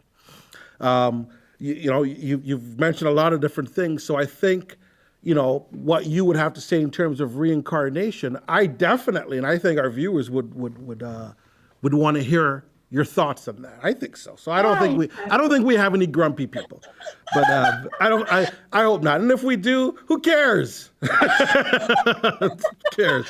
Yeah, good point. I like that. So personally, I think I'm open to that idea. I do think reincarnation does sometimes happen. How does it happen? I have no fucking clue. I also don't, this is also perhaps going to be controversial, but I also don't know that it's fully relevant. Like, you know, like even if I have been reincarnated 20 million times to get where I am now, I don't know how relevant that is to my day-to-day life. You know, I would rather focus personally on the here and now, dealing with my own stuff I have to deal with in this life. And just, there's enough to deal with. I think in the lives that we're living, I don't think that there's, even if reincarnation is a real thing, I'm not too sure about the necessity of spending too much time on it. That's kind of my own thought. I appreciate that. Right before we take this call, aliens. Oh my God. Completely out of left field, right? But oh, geez. aliens. I don't know. I haven't thought about aliens since I was like 10. I gotta ask you. I have to ask you this because I have no opinion. I don't know. Like, I'm open to it. I am not either one way or the other. Like, I'm definitely not one of those people that's like, yes, aliens for sure. I also like just don't know. Like, I think it's reasonable to admit when we don't know things or when things can't be known. And that's one of those ones that I'm like, I don't know. I'm open to it. I know there's some people who are like obsessed with it, but it doesn't factor into my reality or my worldview at all. Well, that answer eliminates my next question, which is, have you seen one? What was it going to be? Were you going to ask me if I was in a plan? Have you seen one? Because I mean, everything I've asked so far, you've amused every single thing. So maybe Sabrina's was abducted. I thought you were going to ask me if I was an alien. Are you an alien? No. Are you an alien? You know what? I like this conversation. A lot of information coming out here. Area code 647. 647. Do you have a question? Well, first of all, who are we speaking to? Katie. Can you hear me? My background is really noisy, so I'm hoping you can hear. I can hardly hear you. Okay. Can you hear me a little bit better? I'm having a really noisy background. I'm mobile right now. So can you hear me better? Yeah, we can. Okay, excellent. So question. Now, the guest tonight talked about spirits, different types of spirits. Now, when we group them all together, they're legion. Is there a master that you go to when you contact all these spirits together? And is it Lucifer? I didn't hear that, so I'm not sure if Sabrina heard that. No, I didn't hear that. I'm sorry. Yeah, we'll give you one more. We'll give you one more shot. Yeah, you spoke about many different spirits just now that you go to, correct? Sorry, I didn't hear that. You're gonna have to call back. Take care of that. See if you could sort out your phone there and see what we could do there. Please, folks, if you're calling in, this is a call-in show. We gotta have some good quality here. We want everybody to hear you. So please don't call from underneath your desk. So Sabrina, we're gonna go into one more question, and then I got the crutch of it. Oh no! Is this like? Oh, what does that mean?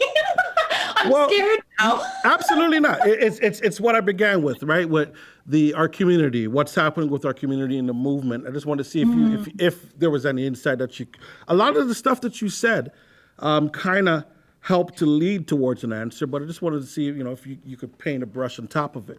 Now, spells. I have to ask you this. You mentioned students. You mentioned clients.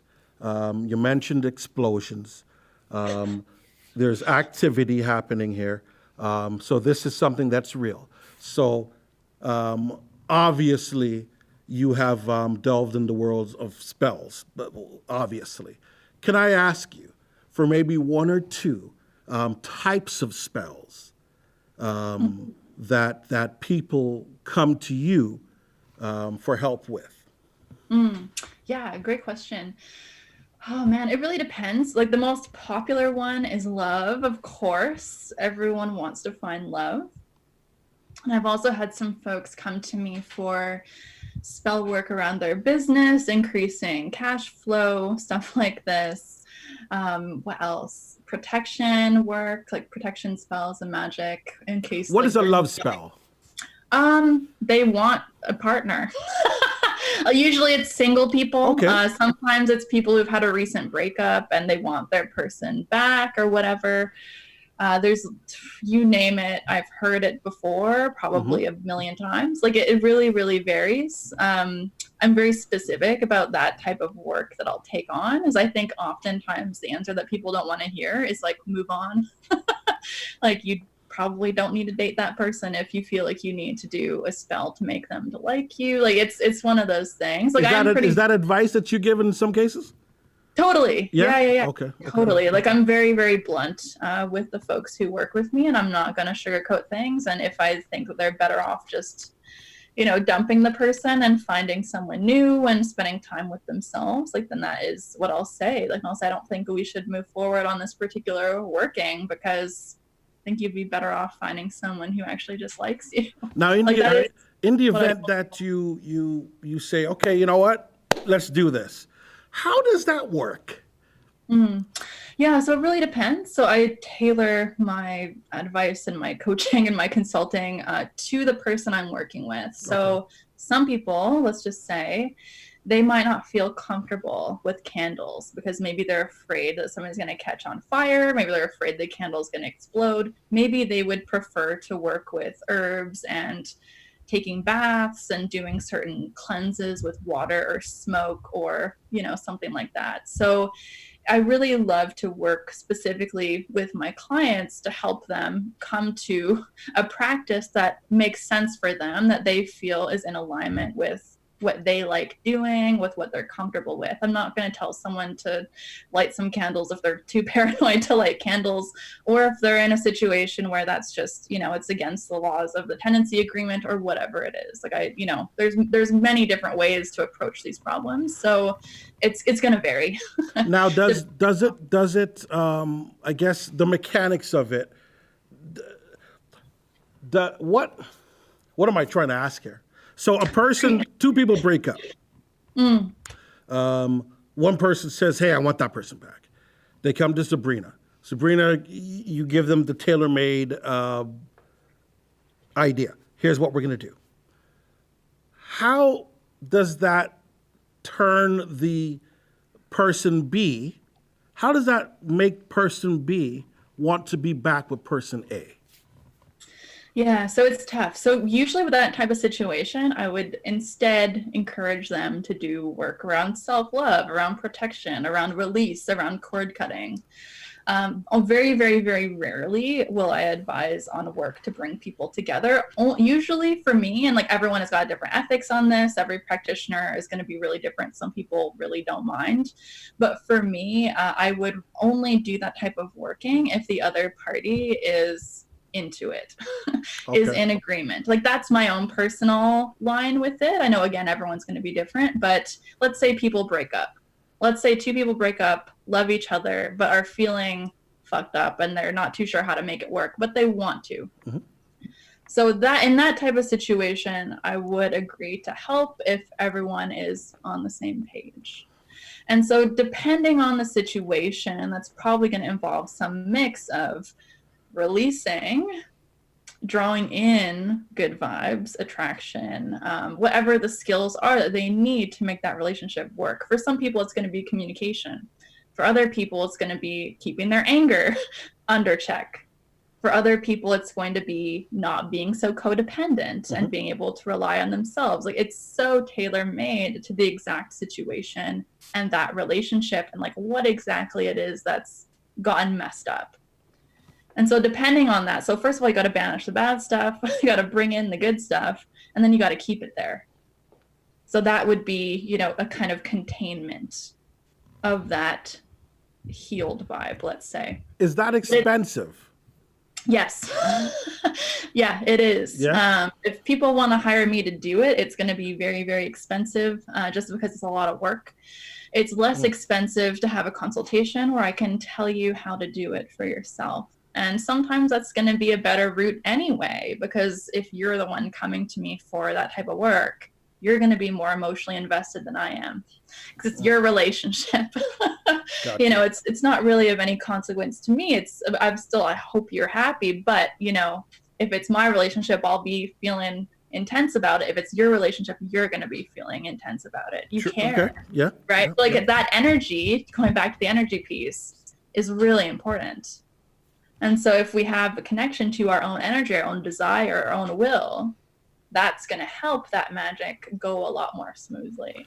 So in that case, like I would outline a certain series of rituals for that couple to perform together to bring that, to heal that connection is how I would personally handle that.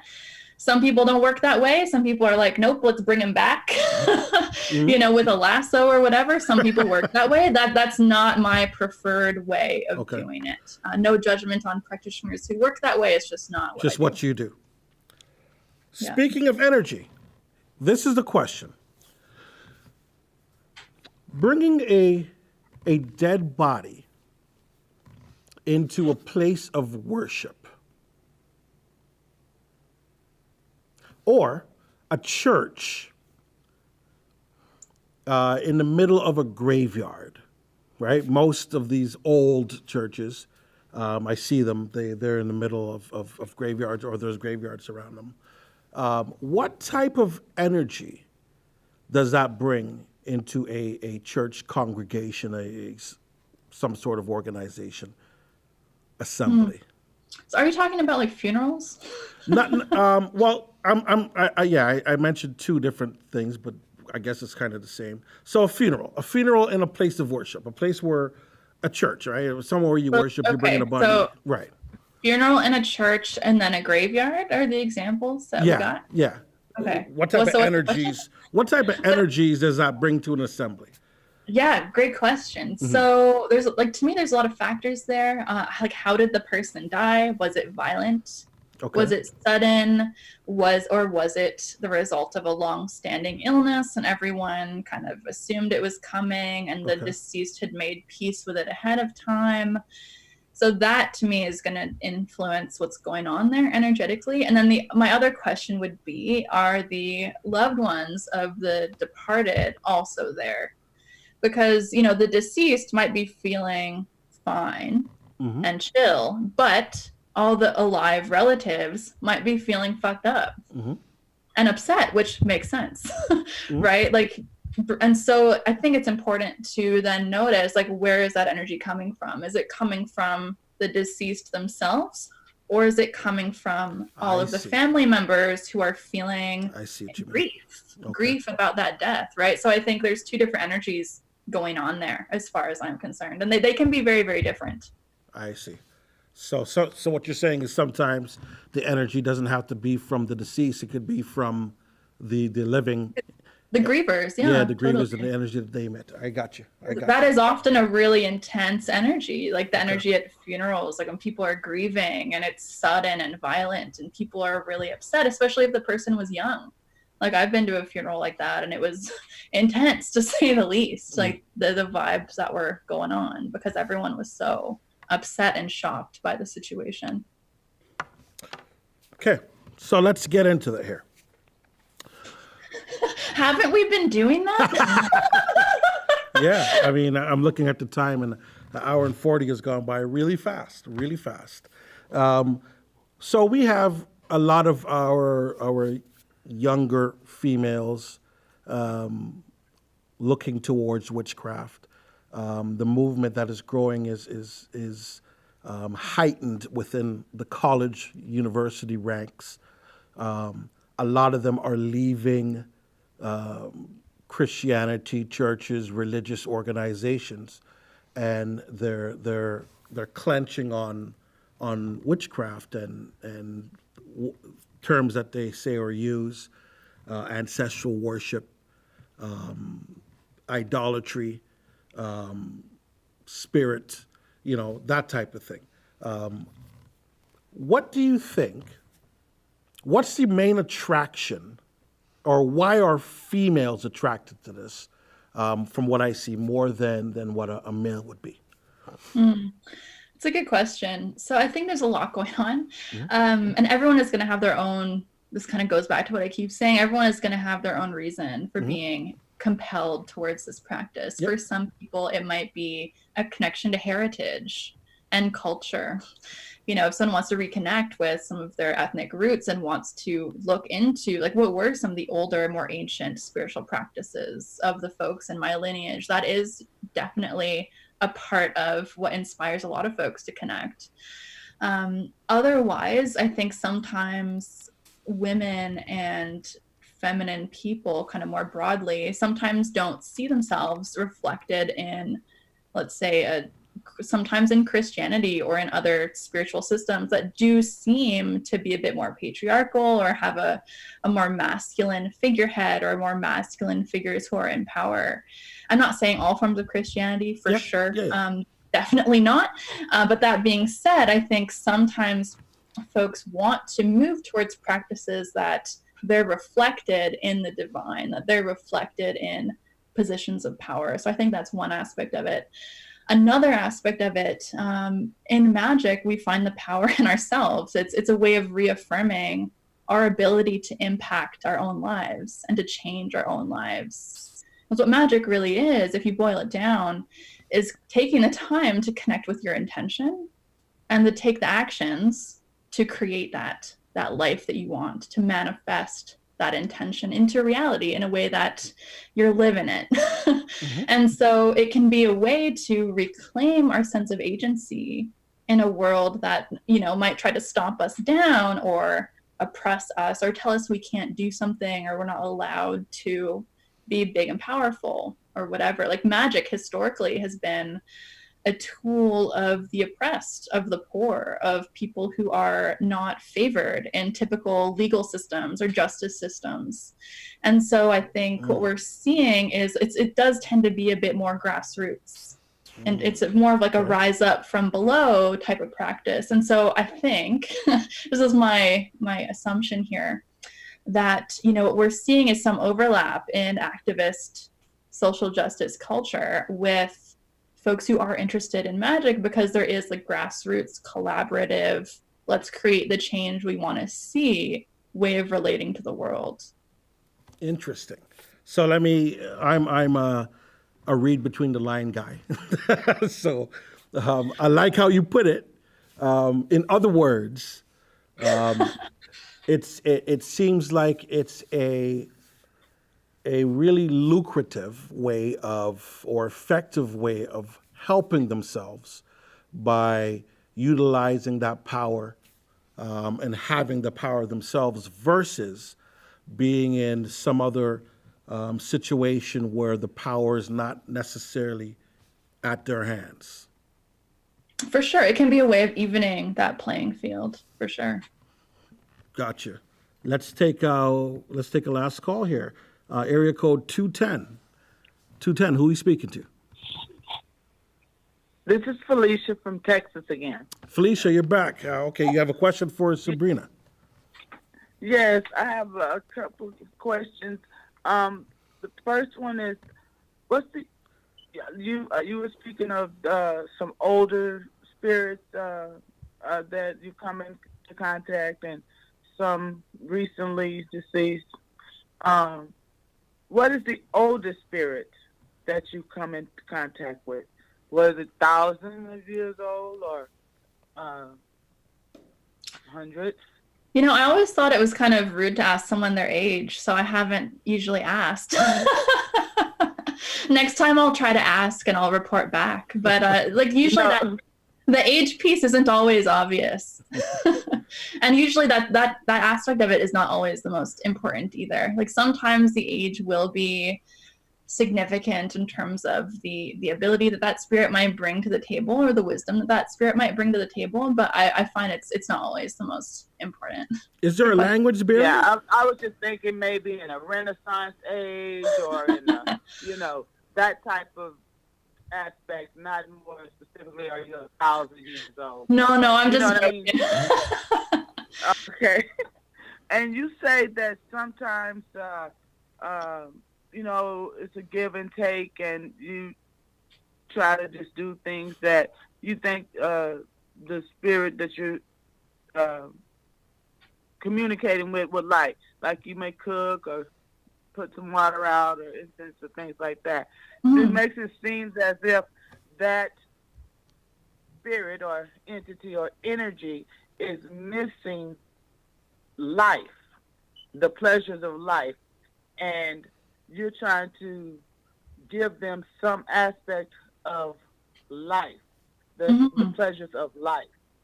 Yeah. That they can't have anymore. Is that what it is? Yeah.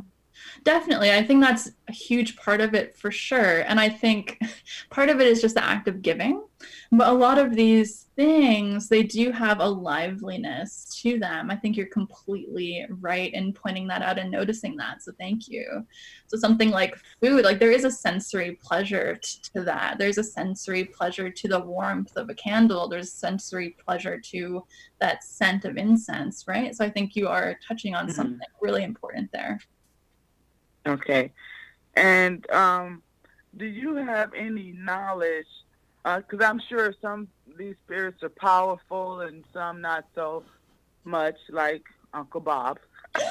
But have you ever seen or heard, in your experience, where you've seen a older, more powerful spirit overtake the spirit of a living being that is now living, because they wanted to be alive again.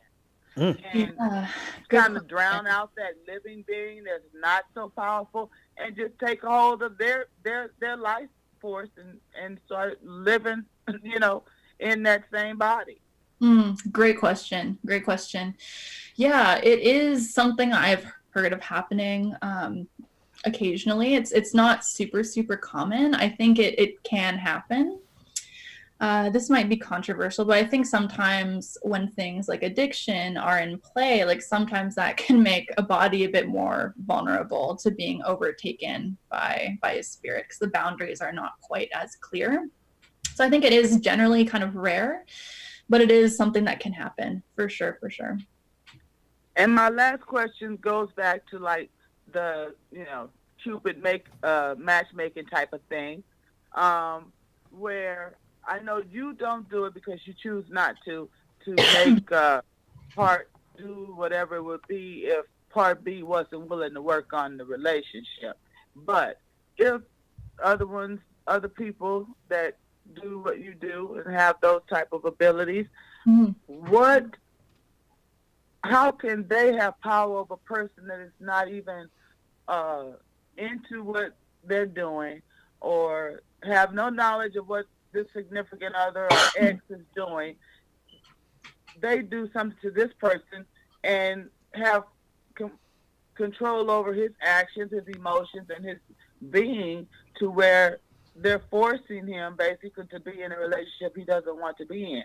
Is that some type of spirit manipulation on the unknown?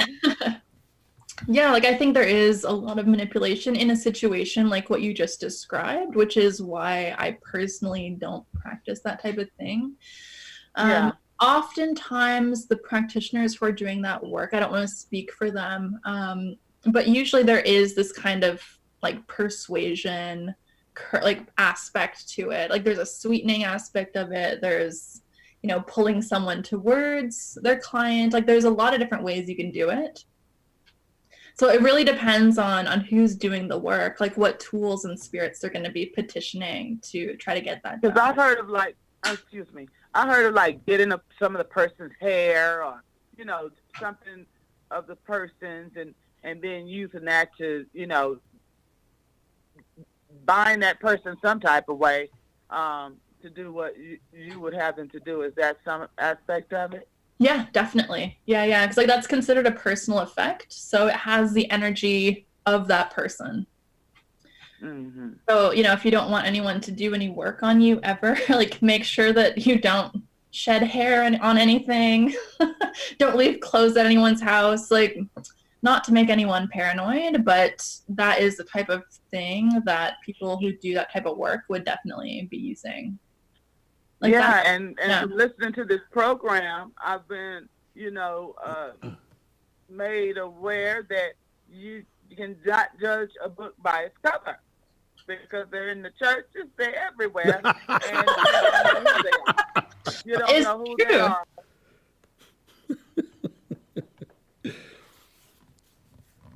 Are you still there? Okay, looks like we may have lost her.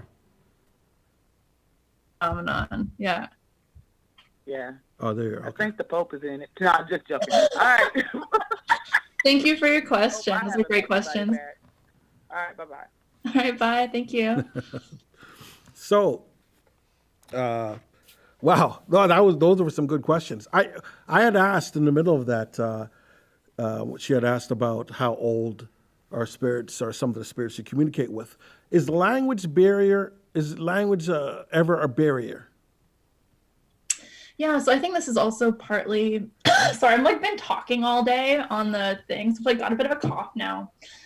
I'm sorry. No problem. Take your time. But it depends. And so that's another benefit of working with a more Eurocentric paradigm, is that the language isn't as much of a barrier. So that's something to keep in mind. I see. That makes sense. So ancient languages remaining the same, you can communicate. Yeah, like at the same time, like if someone is working with a spirit outside of their own cultural background, it can be beneficial to learn the language of that god, goddess, spirit, whatever it happens to be. All right, we have one last call. Let's area code 647. All right, you're almost there. Area code 647. Who are we speaking to? Hi, this is Andrea. Andrea, welcome to the Bible Big Mouth Show. You have a question, comment for our guest, Sabrina. Thank you. Yes, I do. A lot of different tattoos and markings on Sabrina. And I just have a question. I want to know, there's different theories and different religions have different ideas as to, whether you should or shouldn't have tattoos and what they mean and that sort of thing. But I would just like to hear from Sabrina what they mean to her and what, why and a lot of in that area you see that a lot, the tattoos and the different markings. So I just want to know what they mean to her and why. Great question. Why Yeah. she has them. Could you toss piercings in there as well, Sabrina? Yeah, I'm gonna have a really boring answer for you guys on this, unfortunately. Like the short answer is because I want to. I think it looks cool. The other thing is, for me, like, they are actually mostly all spiritually significant tattoos, so I don't want to get into the full nitty-gritty of what all that means. Sure, of course. But a lot of my tattoos do come from my spiritual practice, and it's a way of continuing to dedicate myself to that and to express that spirituality in a different way. I did have a lot of piercings. I took them out when the pandemic started in case of any infection or anything, just because all the piercing shops here are closed. So I wasn't going to be able to go get like a piercing switch if something got infected or went weird. But for me, it's just a personal decision. It's aesthetic, it's creative, it's a way of connecting to the body in an artistic way. So for me, it's aesthetic, it's art, it's creativity. Like, I love body modification and in all the ways that we can do that. And so for me, it's just another form of that self-expression. It's just like cutting your hair, but a little bit more permanent. A little bit. Just a little bit. Okay, thank you. Thank you. Great question. All right. As she asked the question, it gave me two. Christmas. What about it? We just had Christmas. Here's where I want to go. So, one of the shows that we had with Unapologetic Rob on the network, he had a show regarding Christmas, and a lot of people called in with different thoughts and opinions on it. Well, first, let me ask: what role does Christmas, in its original form, what role does that have to play, if it does, within the world of witchcraft?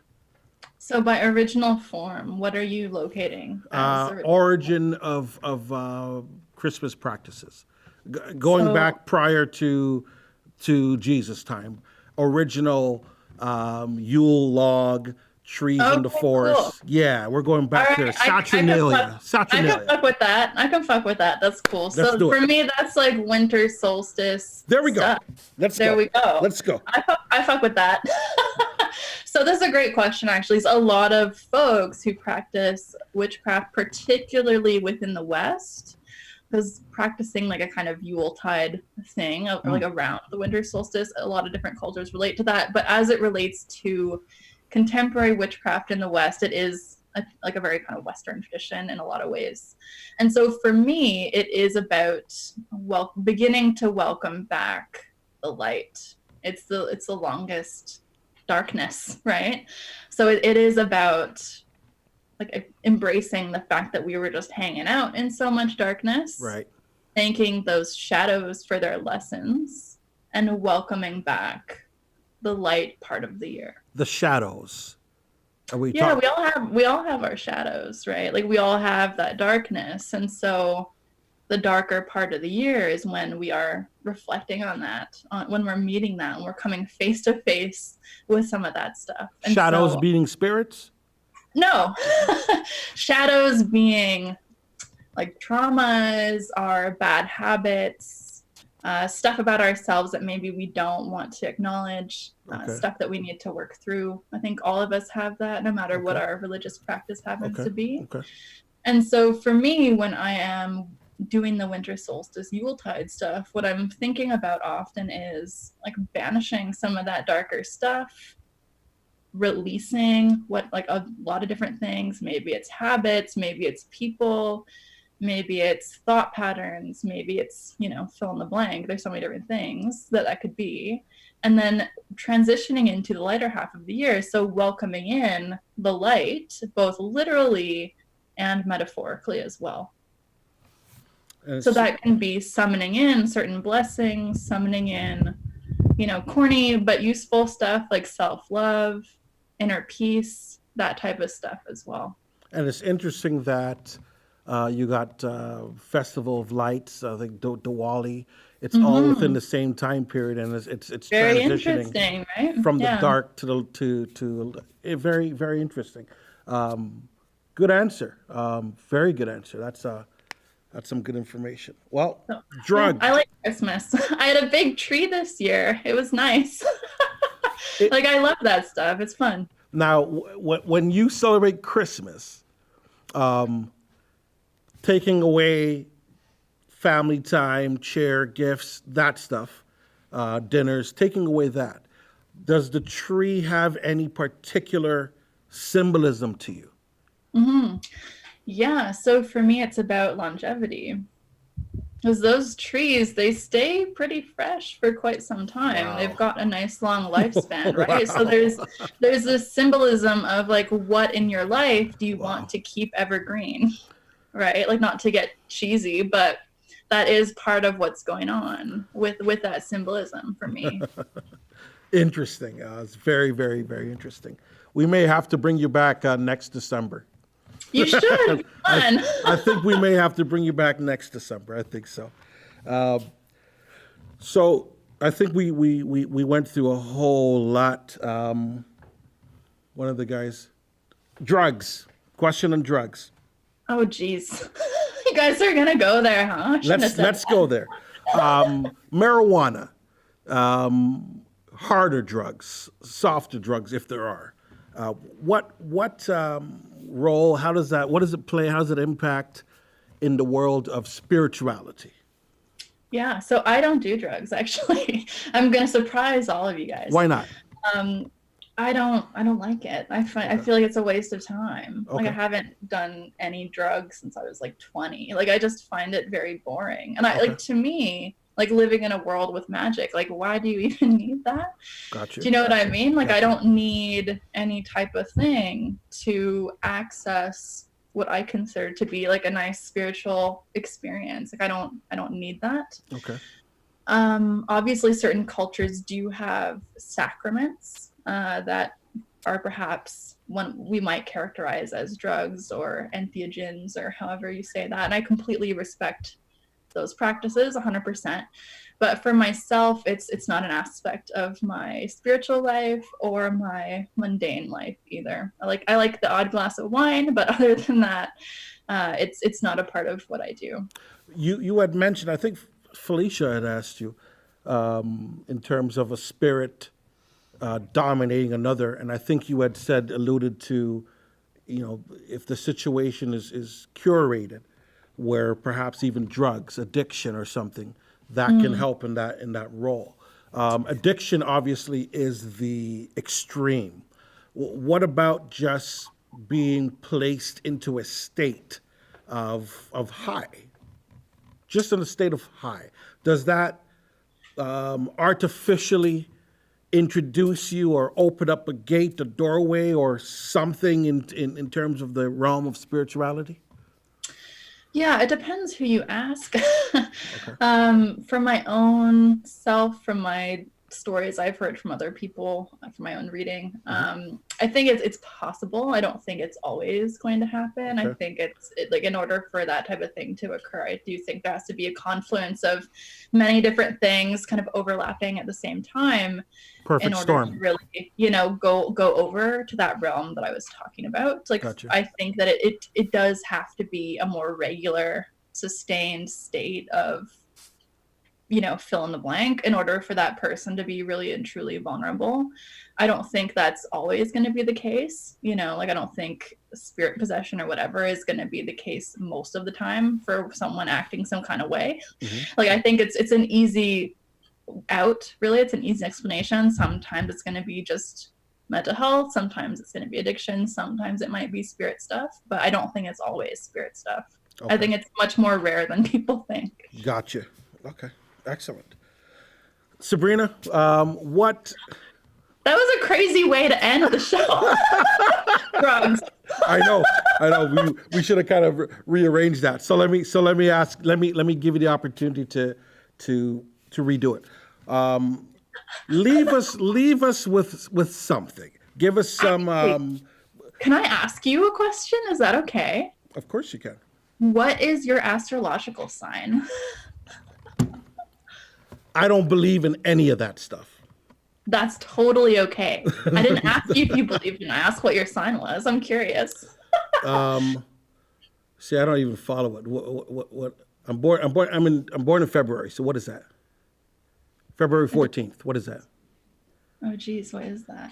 I think that is Aquarius. I think, yeah. Aquarius. Interesting. I'm now judging you. No, I'm just kidding. I'm not judging you. I was just curious. Yeah. So leave us with something. Give us a tie the bow. Tie the bow. Yeah. I have no other things to say. You pulled it all out of me. 2 hours. That's good. That's good. I guess the only thing I would say is that if anyone is listening and is super offended, then that's totally your right. But if you are interested in any of this stuff, feel free to reach out, as long as you're not going to be a jerk about it. I do exist on the internet, so I'm pretty easy to find. And if anyone's interested in learning magic, that is also 100% a possibility. So feel free to reach out if that's something you want to do. All right. We're going to definitely have you back come December. I think we will have a heck of a conversation with some other people regarding. Oh no, other people. regarding December the 25th. Regarding, I'm not going to call it Christmas. Let's call it the solstice. Oh man, I feel like this is a trap. You're going to set me up for some drama. Absolutely no drama, maybe, but no trap. No trap. Sabrina, thanks a lot for joining us today. This was an enlightening conversation, an enjoyable one. And the questions from the callers were great. I went through a list. I'm left with a greater understanding as to what's happening. I'm seeing also the attraction, or what would be the attraction to some of our young females gravitating towards witchcraft. I'm seeing it. You explained it. There's some power there. There's some liberty.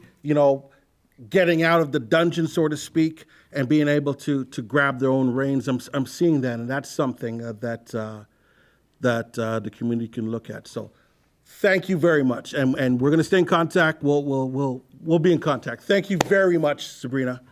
Thank you so much. Have a lovely evening. You too. You too. Well.